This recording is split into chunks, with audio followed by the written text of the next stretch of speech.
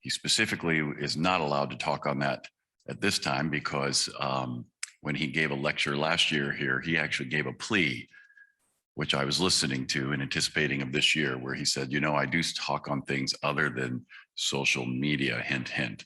So nevertheless, I've really enjoyed getting to know him over the last several years through the Southwestern. His contributions are significant to the field. He has a tremendous sphere of influence, and he also knows how to have a good time. Indeed. With that, I'd like to introduce Dr. Langenfeld.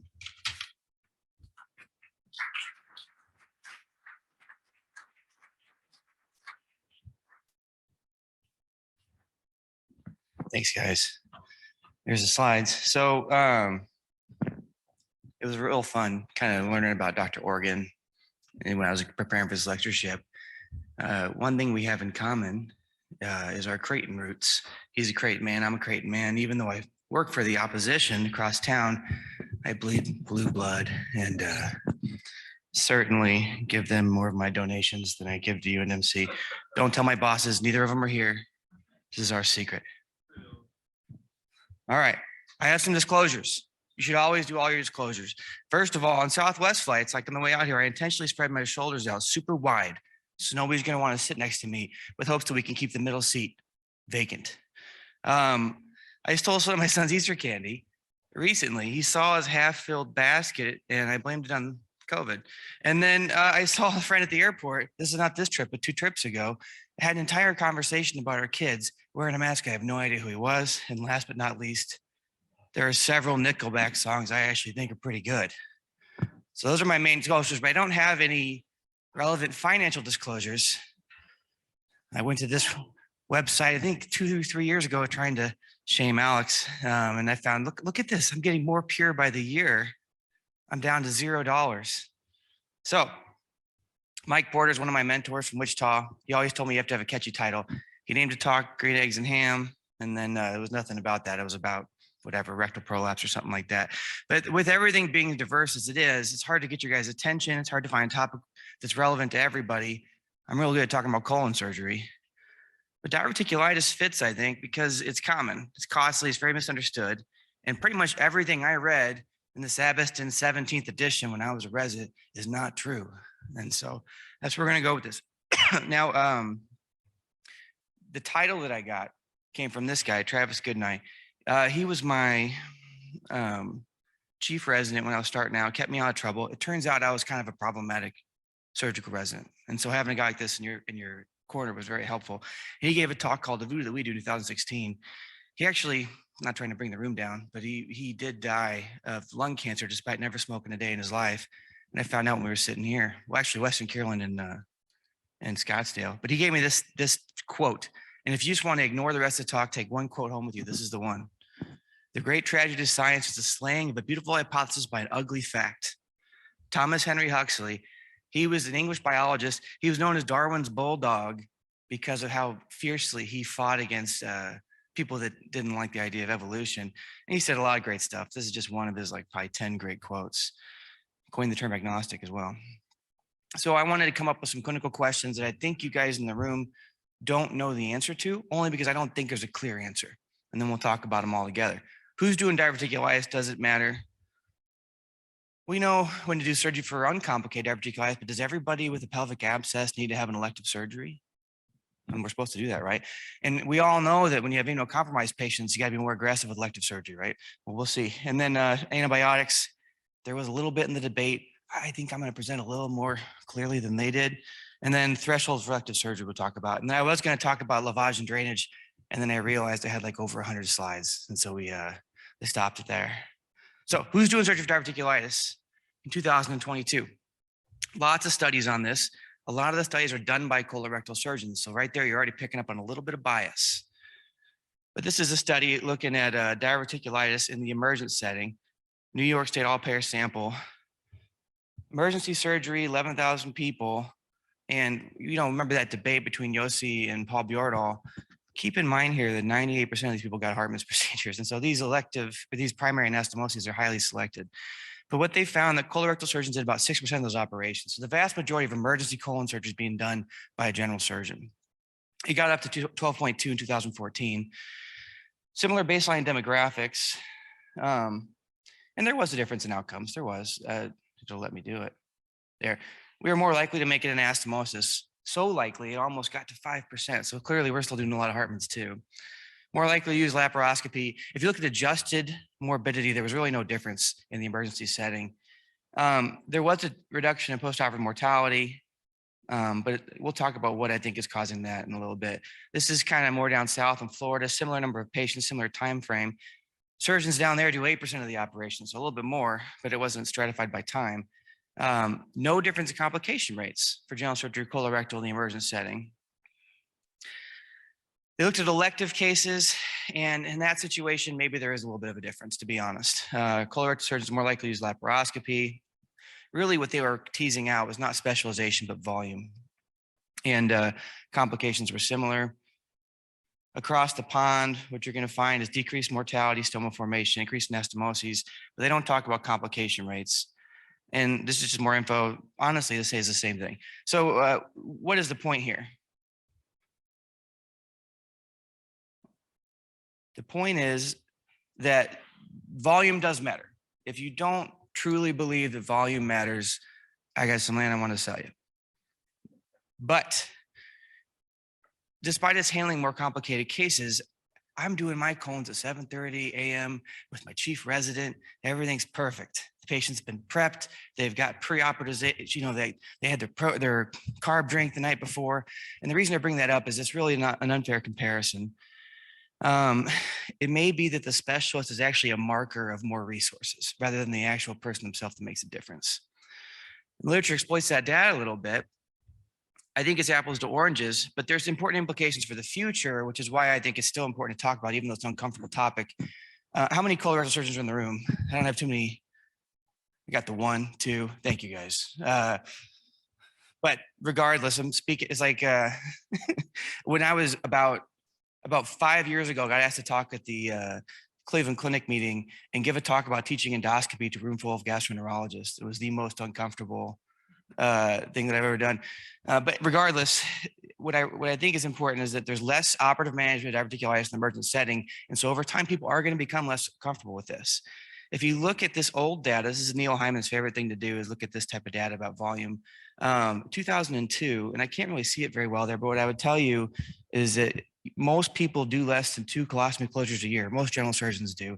And the mean is 11 colons a year. If you do over 20 colons a year, even 2002, you were in the 90th percentile. He updated his data in 2014. And I don't know how well you guys can see that. I'm gonna have to look over here. My eyes are horrible. But for rural surgeons, in a small rural community, the mean number was 0 colons a year and 4 open colons a year. And there was, what is it, like 80% that didn't do any laparoscopic colons at all. And so there's a trend there. You're only doing a handful of colons a year, and they're most likely to be emergencies. You have to ascend this learning curve before you get out into that practice. To his point yesterday, right? You know, you got to be competent when you leave. The learning curve for lap colon is about 50 cases in the literature. So rather than us trying to, brag about what we're capable of as specialists, we probably need to make sure that people leaving are proficient. There's a great book, Outliers by Malcolm Gladwell. Have you guys read that? What I would tell you about that book is they said, IQ matters to a point. Then after that point, the higher IQ doesn't really help. I think the same goes for proficiency and things like this. So that's where I think we should focus. Now, moving on. I get a drink of water. We all agree that a pelvic abscess doesn't require emergency surgery, right? You can put a percutaneous drain in that, they're going to get better. But after that's done, should we always be doing interval colectomies on these patients, or should we do it in a more individualized or tailored basis? So this is old practice parameters for DCR back 2014. And they made it very clear that they think you should be doing surgery on these people routinely because of the severity, the high recurrence rate of 40%. What they didn't talk about though, look at these these are from 2005, what they were citing. So this is old data. 2016, in the textbook that our society wrote, it was written by Jason Hall, who is just a thought leader in diverticulitis. Whenever you see a diverticulitis paper by Jason Hall, you should pay attention. And he changed it to more of a case-by-case basis, and we'll go over the literature for why. So those of you that know Morris Franklin know that he's always pushing the envelope. He was always pushing the envelope. This old study from 97, he had 18 patients with Hinchey 2 abscesses, and he had a follow-up of 4 to 34 months. 15 of these patients remained asymptomatic without resection. And so a significant proportion of these people are going to be one and dones. It's not going to be as high recurrence as you think. 2014 study, and what they found is 28% recurrence rate after non-operative management of a diverticular abscess, but less than 1% presented with a free perforation requiring emergency surgery.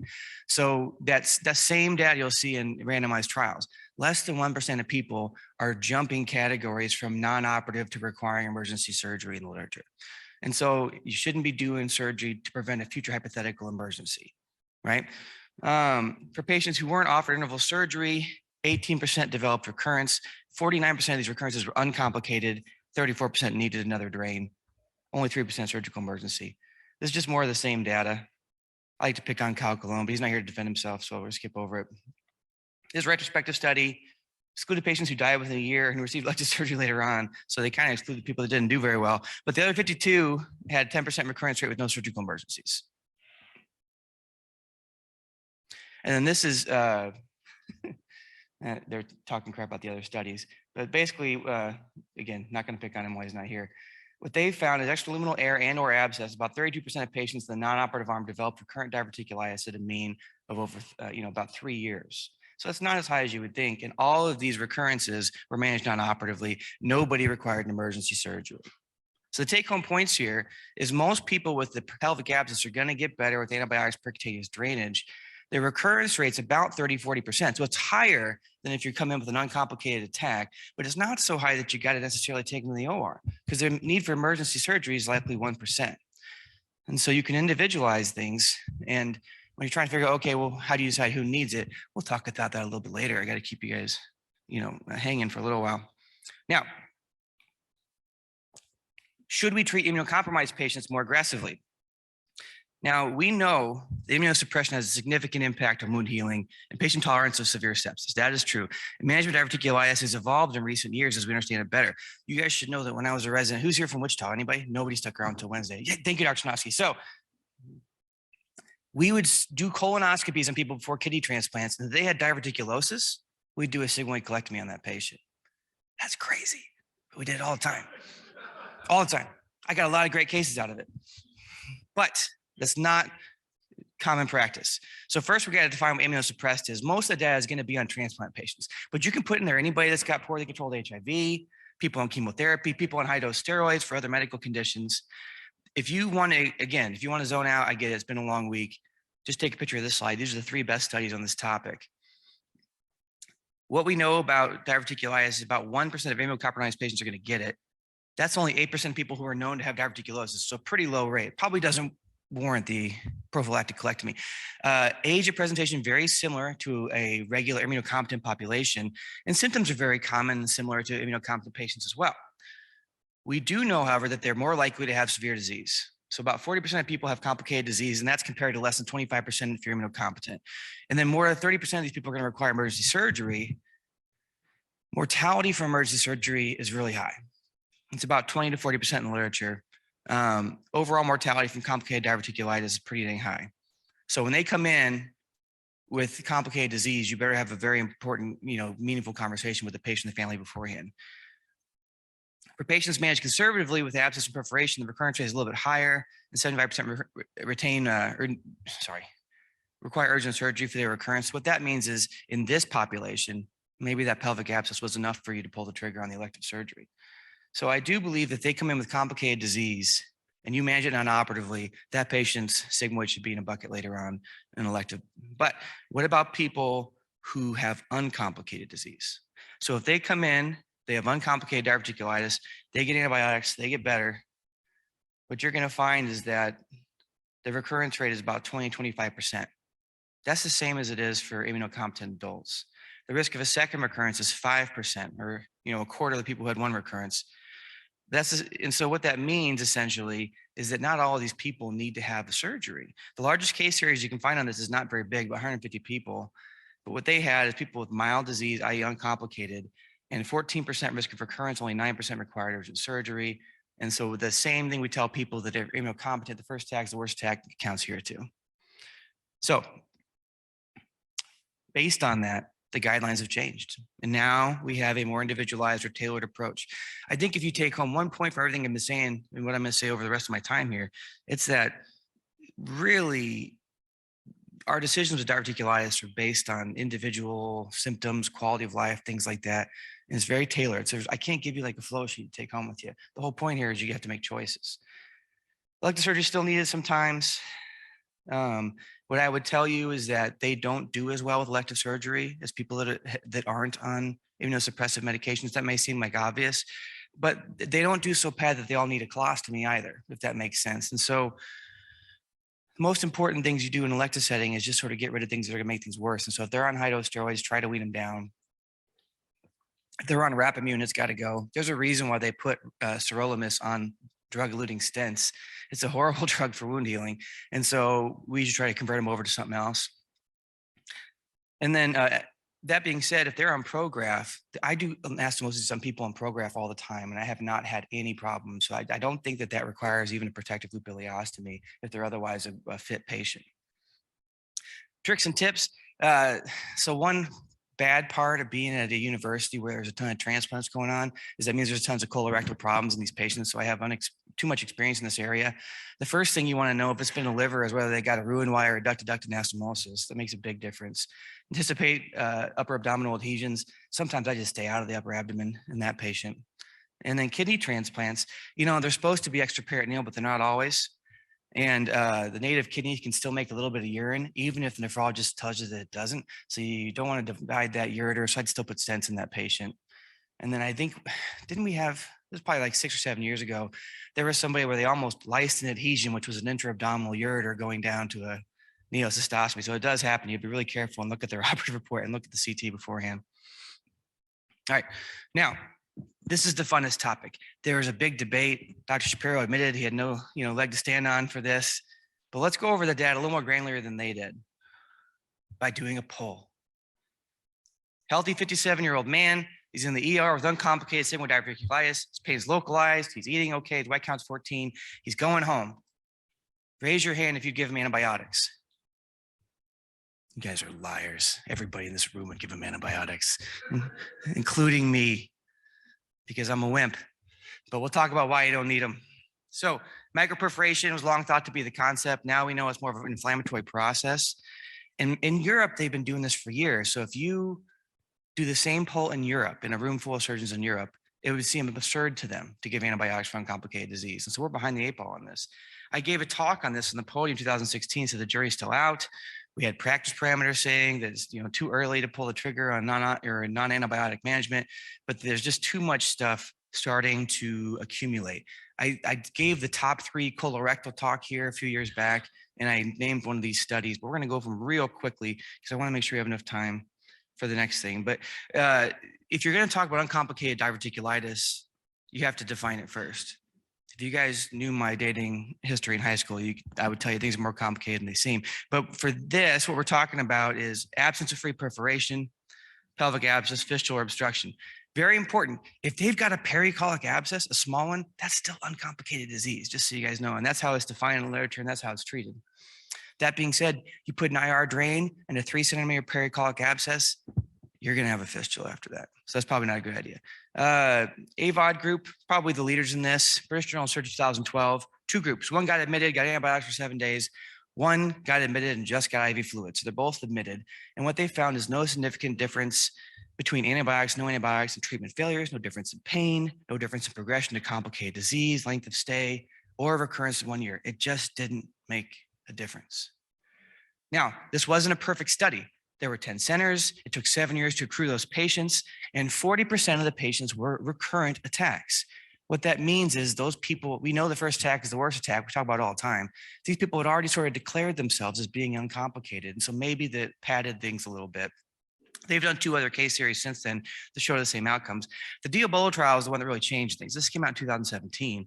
This is an RCT from the Netherlands for first episode acute uncomplicated left side diverticulitis, all cases CT proven. And they did include Hinchy 1B in this. So people that had small pericardial abscesses, 8% of the cohort did the same as anybody else, but we'll talk about that later. 528 patients, exact same findings. Then they did 2-year follow-up. They only had 1 year at first. They expanded to look at some other outcomes. They weren't powered for these, but it's still pretty telling. Where's my graph? So 2 years later, no difference in recurrence, no difference in complication, no difference in elective or emergency surgery. And this is the slide I love putting up because it just proves just how uncommon that is. Look at the need for emergency colectomy in this group. It's about 1%. So pretty uncommon. I tell patients less than 5%. I think I'm gonna start saying 1% after all the data that's coming out recently. Risk of progression to complicated disease is very low too, less than 5%. So if they come with uncomplicated disease, the chance of coming back with a pelvic abscess is less than 5%. Do they need to be admitted? A lot of them were in Europe. They got a different system there. That being said, the criteria for admission is the same as it would be if you weren't giving antibiotics based on the more recent literature. Now, this is the most recent one to come out called the Dynamo study. This is a non-inferiority RCT from Spain, CT proven uncomplicated diverticulitis. They're seen in the ER and they're getting to go home. They were randomized to either 7 days of Augmentin with ibuprofen and Tylenol or just ibuprofen and Tylenol. And what they found was there was no difference in hospital admission rates. So basically they proved the final point that we didn't have from the previous 2 studies, which is these can be managed as an outpatient without antibiotics. Now, there are some limitations, and I don't think I want to talk about them, to be honest. We didn't have any long-term data, no quality of life data. They excluded a lot of people with uncomplicated disease that they felt needed to be admitted. What I want to talk about is the pericardial abscess. So they were excluded from a lot of studies, including the Dynamo study. The AVIL tried to exclude them, but they just missed. The radiologist didn't notice in 17 patients. And 8 of those were accidentally randomized to observation. They all did great. And then Diabolo trial, they included G1B, 42 patients, and the outcomes were similar if they didn't have an abscess. So you could be looking at an abscess next to the colon, you still don't have to give them antibiotics. That's kind of hard to swallow, but that's what the data shows. Who's going to fail? This is just more information on, okay, can you identify the high-risk patient that maybe does need antibiotics still in 2022? And one of the things they look at is people that had a very high CRP, people who had increasing pain, fevers, received antibiotics, and then failure to progression to complicated disease, very uncommon. Pericardial abscesses, though, in this group, there was a higher failure rate. More studies, systematic reviews, meta-analyses, working for this journal. These get submitted every month. A new person wants to do a meta-analysis of antibiotics versus none. They all come to the same conclusion, which we already talked about a couple of days ago. Interestingly, though, is quality of life data. So this is that same Diabolo population. And these people were followed for 2 years and they looked at chronic symptoms. Because when I'm having the conversation in the office of the patient, I usually say the lines of like, listen, if you're having daily pain, that's IBS. That's not diverticulitis, but I think I'm wrong. I think a lot of people have chronic symptoms of diverticulitis. In this group, it was about 30%. And these symptoms, I don't know how it shows on the big slide, abdominal pain, fullness, bloating, flatulence, rumblings. These are things that you would typically say is IBS and is probably actually related to their diverticular disease, which is a great segue into this discussion. Who's going to get surgery then? So when should we operate? Non-operative management of acute uncomplicated diverticulitis works 95% of the time. So we have a lot of patients who come back into your office and they go, what now, doc? What should I do? And hopefully I can give you some ammo here. It's pretty easy to tell people when not to operate. That's all we talk about with diverticulitis is when not to operate. It's much more difficult to tell you when you should operate because there's still a lot of equipoise in the area. And experts disagree. So here I found this. This is my actual textbook, 17th edition, Sabiston. I think I bought it in 2004, maybe 2005. And the first thing you'll notice is I was the type of guy that had multiple colors of highlighters back then in my textbooks. And orange for the important point, yellow for the details. But what they said here very clearly is if you've had 2 attacks of diverticulitis, you need surgery. 2 attacks. They also said if you're under the age of 50, you get diverticulitis. 1 attack is enough. Dr. Lenikoff told me when I first started in Omaha that he's so good that after 1 attack, he'll do sigmoid because they do so well. So obviously this is a very interesting topic. But what I want you to know is that the risk of uncomplicated disease recurrence is very overestimated. The reason is more straightforward than you think. So somebody comes in, they get the CT scan, they go back to their primary care doc 4 months later and go, it's back, doc. They're not all getting CAT scans. They're getting Cipro and Flagyl and moving on. Modern series, though, show about 25% risk of recurrence after a single attack. Now, 5 to 12% of people are going to have more than one recurrence. Other way of saying that is if you have a recurrence, there's about a 25% chance of a second recurrence. And once you get up above that, if you've had 4, 5, 6 attacks, you're going to have more attacks. How do they recur? The most important thing about this is it's not a progressive disease. The first attack is usually the worst attack. The vast majority of emergency colectomies, more than 85% in the literature, are done for the first episode of diverticulitis. So less than 5% of people are going to have a complicated recurrence. We kind of already said this, but this is why you don't do, so patients come to my office all the time and they say something along the lines of like, my doc told me I better have my sigmoid colon out, otherwise I'm going to end up with a colostomy bag. And that is not true. You're more likely to get a colostomy bag from a complication of colon surgery than you are from a complicated recurrence of diverticulitis. I've never had a patient leak before, but I've heard that they're horrible. So you'd have to do 18 patients would need to undergo elective colectomy to present one emergency. All right, so this is a study that just came out that I thought was really awesome about that topic. Basically what they said is let's compare recurrent diverticulitis with receipt of ostomy from surgery or from observation. I tried to highlight this the best I can. Same type of highlighter. Surgery reduced recurrence, I would hope so, but it didn't reduce the risk of stoma. And that's because of these leaks we were just talking about. And we already talked about that. So before I talk about when to operate, I should talk about when not to operate, just because I feel like I have to. So we talked about the future hypothetical emergency.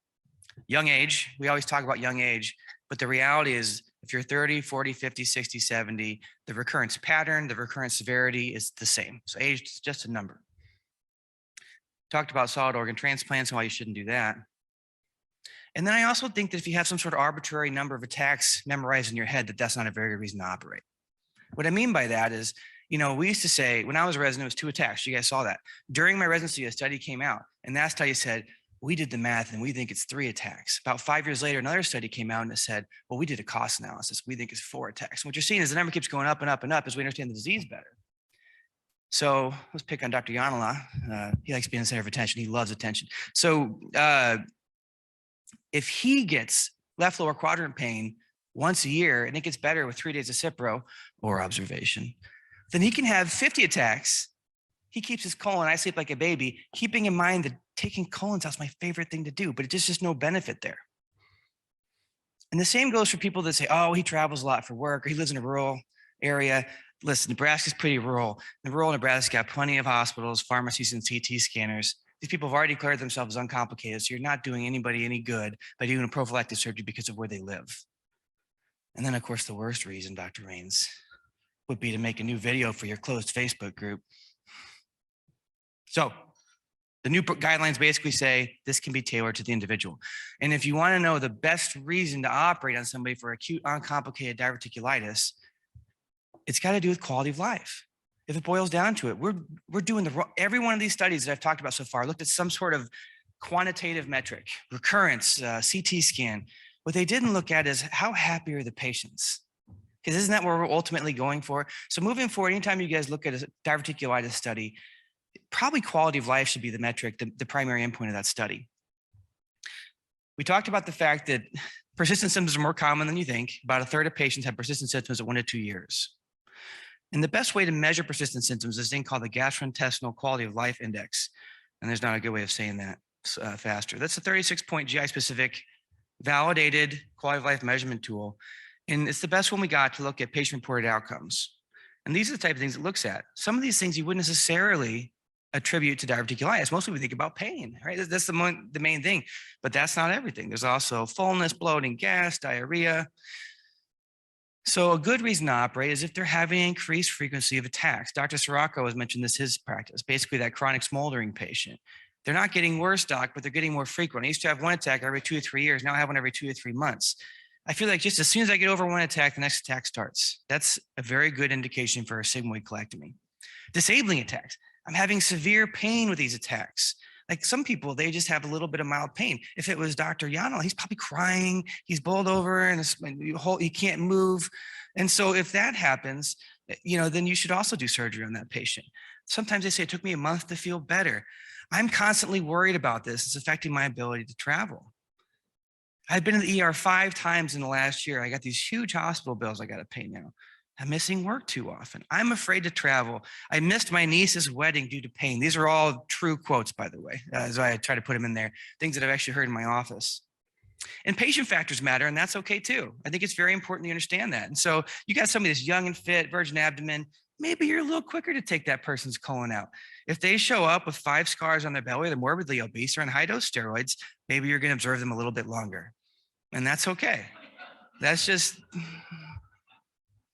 judgment. I'll have you guys know that the guy on the fit person in this video, they went to Methodist. I've never seen that patient. The one on the right, I bet they got 4 of them waiting for me when I get back tomorrow for clinic. Involve the patient in the decision. Ask them about ongoing symptoms. Give them the numbers. Reassure them it's okay to wait if they're not ready. This is a quality of life choice. You tell them that. They can decide when they've had enough.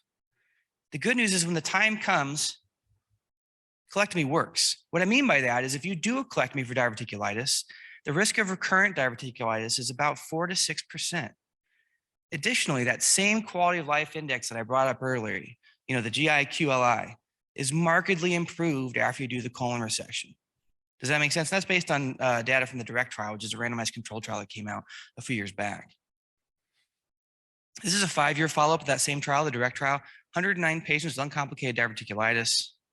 Surgery was associated with a significantly higher disease-specific quality of life score at 5 years compared to observation. Of the 56 patients randomized to observation, 46% of them eventually had a colectomy because of ongoing symptoms. And so it works. Colectomy works. Just briefly talking about some of the data that's important when it comes to recurrence after diverticular surgery. All these basically say the same thing.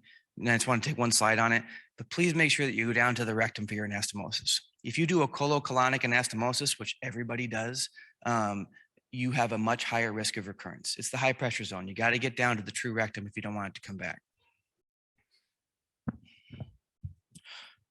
All right, moving on. Predictors of recurrence. Oh, well, I sort of stole my own thunder there, didn't I? Should have reviewed the slides a little closer. There's so many slides, you have to understand, I had like 100 slides, so I couldn't read them all in advance. Look at that recurrence rate. Almost 23% if you do a colocolonic anastomosis. Cleveland Clinic goes about 12.2% when they did a colocolonic anastomosis. So now things that don't predict recurrence, you can do it stapled. You can use your little robot and hand sew it with the V-lock, Alex. You can do however you like to do it. The recurrence is going to be the same. How far you take it approximately doesn't matter. And even though I'm a routine mobilizer of the flexure, mobilizing the flexure doesn't affect recurrence either. And then you can do it lap or open, or minimally invasive or open, and the recurrence is the same. What does that mean? It means you're not going to see a lot of patients that need a repeat colectomy if they've had a previous sigmoidectomy. But if you do see it, they probably still have a little sigmoid in there. Make sure you get it out when you go back. Now, this is a trial that hasn't really come to fruition yet, but it's called the COSMID trial. Principal investigators is our current president, our society's president, and Dr. Flum. And they're looking at best medical care versus sigmoid collecting for people that have these sort of chronic symptoms. Primary endpoint is appropriate. It's a patient-reported outcome. This is going to be done in about 2024. And I know that Dr. Sirocco, Dr. Etzioni, we're looking forward to these results. I don't know if you guys are participating in this trial or not, but it's a very important trial. All right, I'm almost done, and I'm ahead of schedule. So I maybe moved too quick, which is my own fault. I have some unsolicited advice for people in the room, the young surgeons, the ones that are going to these Facebook groups and learning about diverticular surgery from that, because I don't know how this projects, but basically it looks like 400 surgeons and only 7% did the right thing when I asked them about what to do when they had a positive air leak. Most of them said, "Oh, just close it robotically, they'll be fine." But that's a very big predictor of an anastomotic leak. So you got to resect and redo. Anyways, social media is a wonderful resource. And I think we all know that I can't go more than about 20 minutes without talking about it. But what you're seeing on there is that expertise is sort of subjective. Now, I presented to you a lot of evidence, and I was very confident and very almost arrogant about how much I know about diverticular disease, but we really don't know that much. What I know how to do after years of being the critic and reading is I know how to manipulate the data to tell you what I want to tell you. Surgeons use lack of evidence to refuse to learn new things or challenge expert opinion. Dr. Smith, who was one of my old bosses in Wichita, said that a well-read surgeon should be able to argue either side of a debate, which I think is true, which is why if you guys ever want me to do a debate, I'm happy to do it again. I'm hoping to get a rematch with Dr. Rains so he can be mean to me because I still feel bad about that from 3 years ago. But that being said, this is a great quote from Rick Billingham. He says, surgeons use literature like a drunk uses a lamppost, more for support than illumination. And that is the most true statement I've ever heard in my life.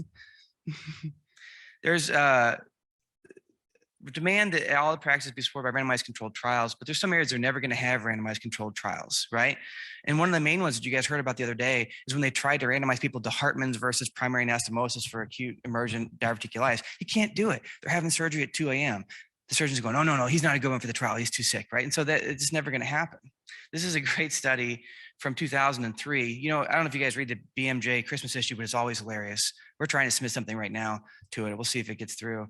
But they said they want to determine whether parachutes are effective in preventing major trauma related to gravitational challenge. We were unable to find any randomized controlled trials of parachute interventions. The effectiveness of parachutes has not been subjected to rigorous evaluation. And they said, let me go back, hold on.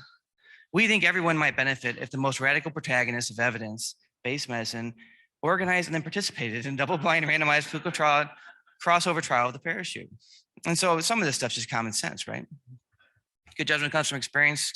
Experience comes from bad judgment. I think I've had to learn that. I've been in practice for about 10 years now.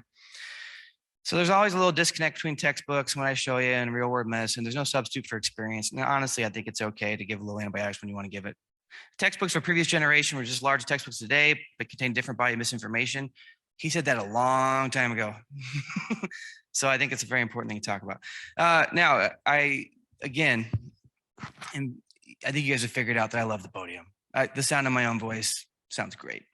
I made this joke that we'll see if I'll have the courage to get up there or not, but I really did enjoy this quite a bit. My favorite part, as Dr. Katari mentioned, is that this is about the first non-social media talk I've given in about 3 years too. So I'm very happy with it. But in conclusion, we're still figuring this disease out. Treatment is becoming more individualized with every new study that comes out. We probably don't need antibiotics for uncomplicated disease, and it's getting harder to ignore that. Many patients have chronic symptoms from diverticulitis, and it impacts their quality of life, and we should not ignore that when we're making surgical decisions. And the diverticular abscesses often require elective colectomy, but not always. All right, that's all I got. Thank you.